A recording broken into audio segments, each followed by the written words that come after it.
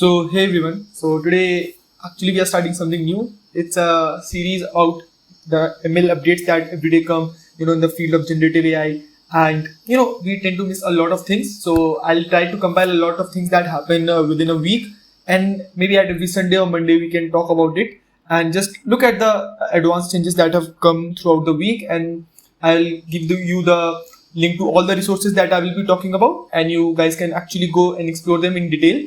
I'll be just be giving you an overview of what things are happening, and maybe you can dive deep, right? So, okay, let's start with the brand new news. I have already made a detailed video on this, the Llama-3 model. So, this week Llama-3 actually took the hype and attention of all the other news that happened. A lot of other things also happened, but I think Llama-3 took all the credits, and you see the results were really good when you compared it with Llama-2, right? So this is the paper of Llama-2, and you see the results of Llama-2. You will see definitely that it's performing far better than the previous Llama model, and it's even actually outperforming the Gemma model and the Mistral model. Knowing that Gemma is not a 7 billion model but a 8.5 billion parameters model, and Mistral is actually a very good model when it comes to text generation and next token prediction, because the way Mistral is actually giving results is better than Llama-2, I would say. But yeah, so yeah, this is one thing. Then we have the other benchmarks, that is MMLU and natural quotient. So in all the cases, Llama-3 tends to outperform the Claude 3 Sonnet and Gemini Pro 1.5. I would be happy if they would have compared the results of GPT-4 also side by side, but yeah, it's fine. I think we can skip that. So yeah, it was. I am just waiting for the paper. So as the paper comes, maybe we can talk about all the things in detail. I'll make a separate video for that. The architecture somehow looks same as Llama-2 only, and training data, they say that they have added some new data, and multilingual cases, they have over 5% of Llama-3 pre-training consists of high quality non-English data. Would be really happy if they could open source at least a multilingual data set, because right now in the market multilingual is one thing that doesn't have very good data set available. So then yeah, same things only, and so system level approach to responsibility and everything. So this I think we should skip, and you can go and try it, Hugging Face, the 8 billion instruct model, or the 70 billion model. There are a lot of models available right now, so I would recommend you guys to go and definitely try these models. Cool. So yeah, I think that was it all from the meta side, because Llama-3 itself is a very big news. I think they also introduced Llama Guard and 2, I think, because they mentioned it something around. But yeah, I think all the attention was taken by Llama-3. So even their own so Llama-2 Guard, Cold Shield, and CyberSec Eval 2. Okay, they introduced new safety tools. Cool. So yeah, this was it from the meta side. So let's move to Google. So if you see here, right? So they introduced this paper, leave no context behind, efficient infinite context transformers within infi attention. So this actual paper is actually really very good. I would recommend you guys to go and read this, because it actually gives a very good demonstration of how you can actually increase the efficiency of approach on long text language model benchmarks. So you see here, right? So they actually used a different technique than the existing one, and you see here, right, compressive memory and linear attention. So this is the one thing that they have added, and they're updating it using the, I think, key value cache. Yeah, and after that, if you see here, so they have has an entire context history, whereas the they have actually compared it with the transformer Excel model before, and which actually discards the old context, right? So the caches the key states for the last segment only. So this model is actually outperforming a lot of things which previous models were failing on. So if you see the benchmarks here, I'll show you the benchmarks. And so yeah, so this is the actual memory size and everything. So the infinite transformer has a memory size of 1.6 billion, same. The cache, the segment length and everything remains same. Anyways, so on zero shot, they actually solve the passkey task up to the 1 million context length. So actually a very good thing for checking the context property of a model is the needle in a haystack thing, right? So you just ask one thing out of the whole big paragraph, and model can, if it is able to tell, then definitely it's very good. So the rogues course, if you compare that, so the linear plus delta infinite transform is actually outperforming in all the existing one. So yeah, so I think this paper is actually very good. I think they have also released a detailed LinkedIn post regarding this. I think one of a guy, so he was summarizing all the things that have happened there. I will try to find it and link that also in the description.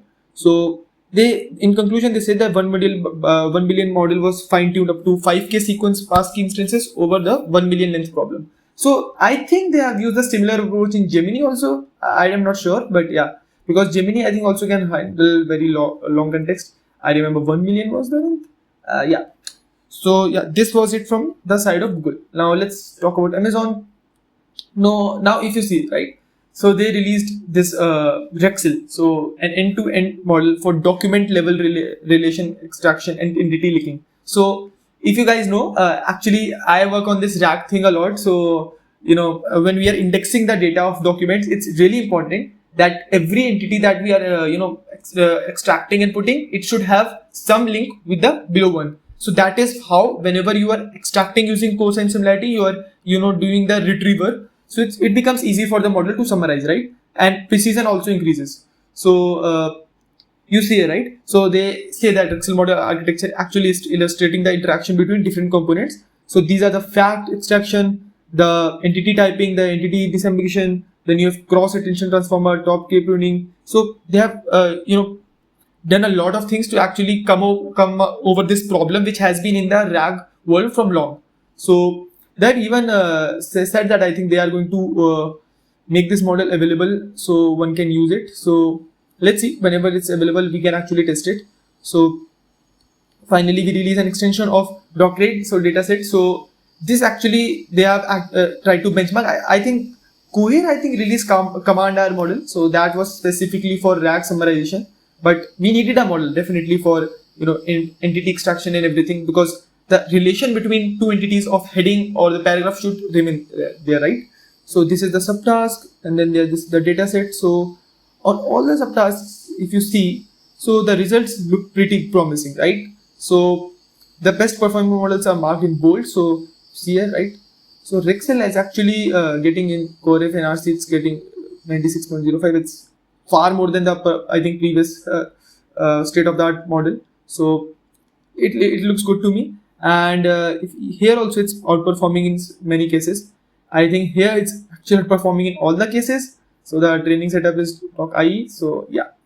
So for when we talk about a model which can actually do the document level relation extraction and entity linking, so this model I think is going to be the best in the market right now. So I'm just waiting to try my hands on it, and if it is working really good as they are mentioning it, we will definitely make a detailed video on this, that how it is doing that, and the experiments that they have done, we can actually study them in detail at that time. But because this is just a news update video, I would link the resource to it. You guys can go and have a detailed description about how this model is working. Cool. Let's talk about Mixtral. So Mistral actually every week releases something, and it actually gets in trend, right? But Llama-3 took all the hype, as I told you, of this particular month. So yeah, April is going to be remembered about Llama-3. So actually Mistral released another model of Mixtral. So it's Mixtral 8 by 22 billion. So this was the previous one, 7 billion, 8 into 7 billion, it's 8 into 22 billion, right? So they say that this is actually performing even better than the Mixtral 7 billion model, right? So the performance cost ratio you see here, so the number of active parameters definitely increase in this one, because if you see, right, it's a bigger model than that, and I think it has 130 billion parameters, something like that. Yeah, 140 billion. So at a time, only 39 billion active parameters will be there. They're saying only like 39 billion is nothing. So yeah, it is fluent in English, German, Italian, German, and Spanish. So yeah, it looks promising, and I think they have that available on their developers website, so one can go and try using API. So they have even done the reasoning and knowledge, performance on widespread common reasoning, knowledge and benchmarks. So they have compared it with Command R by Cohere. Okay, so their main competitor is Cohere now. So Llama 2 70 billion. So they have the active parameters, And then they have MMLU, they are outperforming in almost all the tasks, I guess. Arc, yeah. I would be happy if they could have mentioned at least GPT 3.5 here in the graph. It would have been looking better. So like right now, Llama-3 270 billion is actually outperforming, I think, only 7B, not even Mixtral 8 into 7 billion. So yeah. So they have even done multilingual capability here also. If you see, Mixtral is outperforming, the latest Mixtral model is outperforming all the other models. Maths and coding also, same thing is happening. So looks good. This model actually looks good, but yeah, the size is pretty big. It's 140 billion parameters model, and Llama 2 was 70 billion, so it's half of what Mixtral is. But yeah, the point is only 39 billion parameters are active at a time. So yeah, that is one thing. And it has a context window of 64k tokens. So looks good. And they have also released their tokenization this blog. So one can go and actually read this blog. It's really good. They are telling the whole process, and they have their own tokenization vocabulary. So one can actually go and even see this. They have made the things open source. And if you want to try, so they are actually telling you how you can do this. So this is the tokenizer, right? So Mistral common. So here they are mentioning how you can use the Mistral tokenizer. So this is the code you can use, and just simply using this you can tokenize your sentence. So if you were looking for a very good tokenizer out of the available open source out of the box, so I think this is the one. You should definitely look for this. Now coming to the last tech giant, that is Microsoft. So Microsoft released, I don't know how to pronounce this. I would say VASA 1, but VASA 1. So yeah.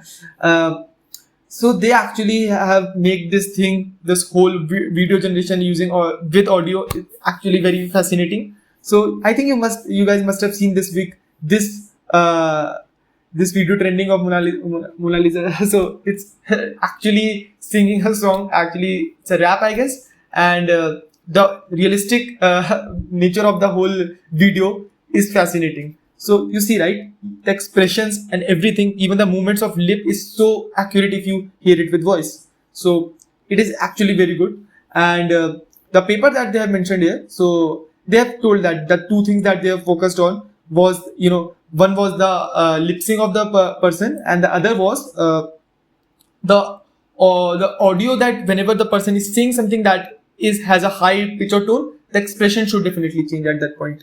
So but the point is, if you look from various angles, right, you will definitely find some flaws. So you see the eyes movement and everything. So it's not 100% very good, but it's actually, I think, right now state of the art. I think Sora was one that was able to do things in video generation that people were actually fascinated seeing it. But yeah, I think this actually looks very good. So they have released a detailed paper on this. So I will link as usual this paper also. So they have told that what was the techniques that they have used to make sure these two things happen. So for motion latent diffusion and audio to video generation. So these were the two things, right, that we were talking about previously. So looks promising to me. I think this is going to be a game changer in the market because after Sora, this is one thing that I like very much compared to the previous models that were actually just putting the faces, deepfake, which we call, but the realistic nature of the whole video was actually not quite satisfactory, right? So yeah. So I think that was it for the video. I would link all the resources to all the things that we have talked about in the description as usual. You guys can go and just read the papers, have fun, play with the models, and just share me any feedback from your side that how we can actually improve the quality of content on this channel. So yeah, thank you and have a nice day.